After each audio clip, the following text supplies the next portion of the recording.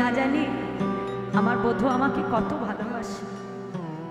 গোবিন্দ মনে মনে চিন্তা করছে, রাজধানী আজ আমায় কাছে পেয়ে তোমার মনে অহংকার এলো। রাধে রাধে গো, এ জগতে আমি যে শুধু তোমার একার নই রাধে, এ জগতে তোমার মতো করে কোনো ভক্ত যদি আমাকে ভালোবাসে, এ জগতে তোমার মতো করে কোনো ভক্ত যদি আমাকে সেবা দেয়, আমি যে তৎক্ষণাৎ সেই ভক্তের চরণের দাস হয়ে যায়। রাধে আজ আমায় কাছে পেয়ে তোমার মনেও অহংকার এলো। গোবিন্দ রাধারানীর অহংকার সহ্য করতে না পেরে ওই গভীর বনে রাধারানীকে একা রেখে ভগবান অন্তর্ধান হয়ে গেল। আর প্রাণবল্লভকে হারিয়ে যখন আমার রাধারানী ওই বনে বসে বসে কাঁদছে মা, এমন সময় রাধারানীর যে অষ্টসখী ছিল, সেই অষ্টসখীর মধ্যে এক সখী যার নাম রঙ্গদেবী, ছুটতে ছুটতে রাধারানীর কাছে এসে বলছে, হ্যাঁ রে রাইধনী, এই যে তুই নাকি বলিস তোর বধূ তোকে এত ভালোবাসে, তা কি রে ভালোই যদি বাসবে তবে এই গভীর বনে তোকে একা ফেলে চলে কেন গেল? রাধে তোর বধূ যদি আর কখনো তোর কাছে ফিরে না আসে। রাধারানী চিৎকার করে উঠল, সখী আজ আমার এহেন দশায় তুই এমন কথা বলতে পারলি? বেশ শোনে রাখ, আজ আমি রাধারানী হয়তো কবি সব দেব।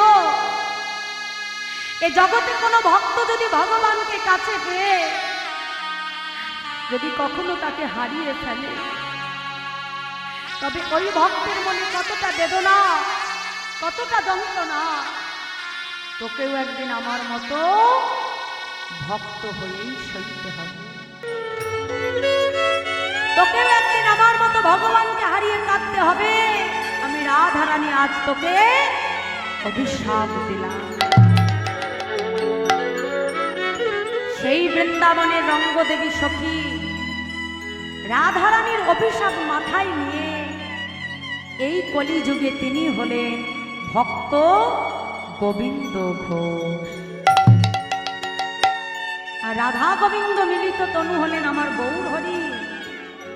তাই যেই না গোবিন্দ ঘোষকে দেখেছে, সঙ্গে সঙ্গে পূর্ব লীলার কথা মনে পড়ে গেছে।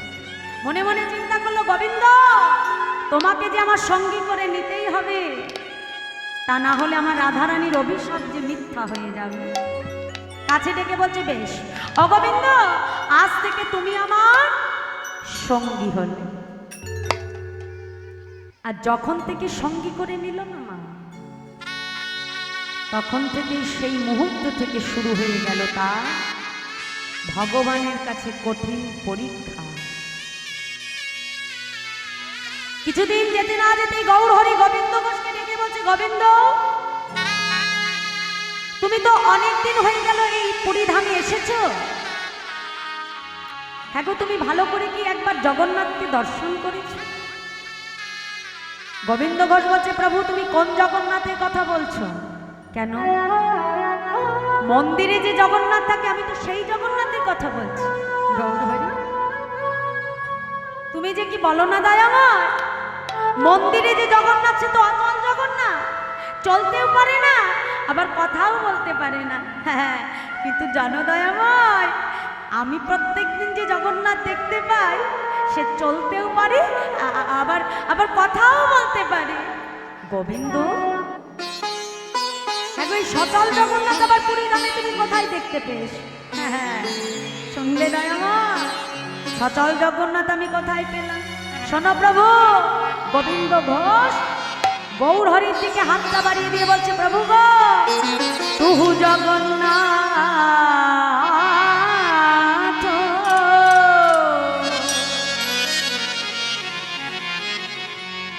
এই জগতে কাহা ও সে তুহু জগন্নাথ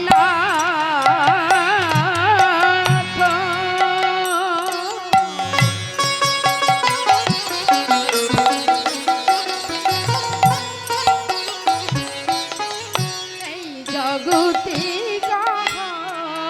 জুটি জগ বহি নহি বই ছোরে। হে মাধব বহু তুমি নতি করু তো হে মাধব দেয় তুলসী তিল।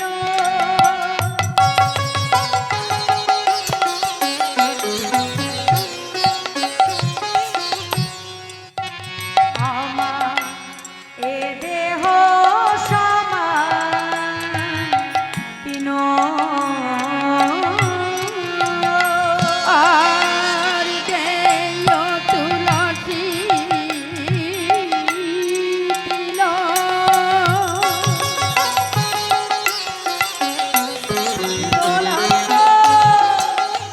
আমার এ দেহ সমর্পিল। দয়া যেন না ছাড়ো বর। হে মাধব বহু তুমি নতি করু তো হে মাধব প্রভু আমি ওই চরণে সব সপিলাম। আমি ওই চরণে প্রভু আমি ওই চরণে সব সপিলাম। আমি ওই চরণে সব বলি জাতি কুলমা লজ্জা ধৈরা তোমার ওই চরণে সব সপিলাম। জাতি কুলমান লজ্জা ধর্ম ওই চরণে সব সপিলাম। দেয় তুলসী তিল।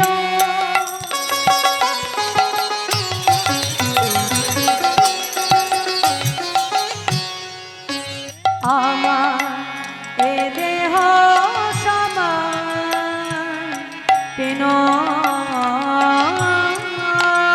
আর দেয় তুলসী তিল।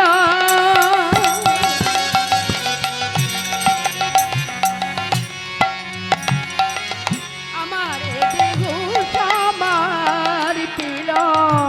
দয়া যেন না ছাড়ো বর। হে মাধব বহু তুমি নতি করু তো হে মাধব গৌরহরিকে ডেকে বলছে দয়াময় এ জগতে যেই কৃষ্ণ সেই জগন্নাথ আর সেই হলো আমার শ্রীকৃষ্ণ চৈতন্য মহাপ্রভু নিতাই গৌর হরি বল হরি বল। যেই না বললো গৌর হরি মৃদু মৃদু হাসছে। বাবা আচ্ছা এই যে গোবিন্দ শোনো শোনো এদিকে এসো। বলি আমি একটু ঠিক করেছি আমি তীর্থ ভ্রমণে যাব, তা তুমি কি আমার সঙ্গে যাবে? হ্যাঁ তা ভগবান যেখানে থাকে ভক্ত তো সেখানে থাকে নাকি মা? হ্যাঁ তা আজকে গৌর হরি যাবে তীর্থ ভ্রমণে, তা নীলাচলবাসী তারা কি আর কেউ থাকে নীলাচলে? সবাই গৌর হরির সঙ্গে তারাও ছুটে যাচ্ছে আজকে তীর্থ ভ্রমণে যাবে বলে।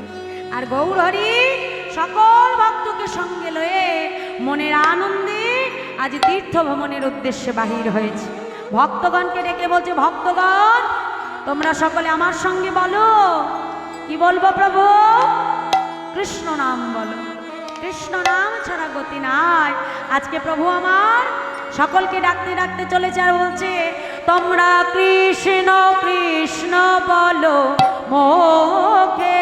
তোমরা কৃষ্ণ কৃষ্ণ হরি হরি বল।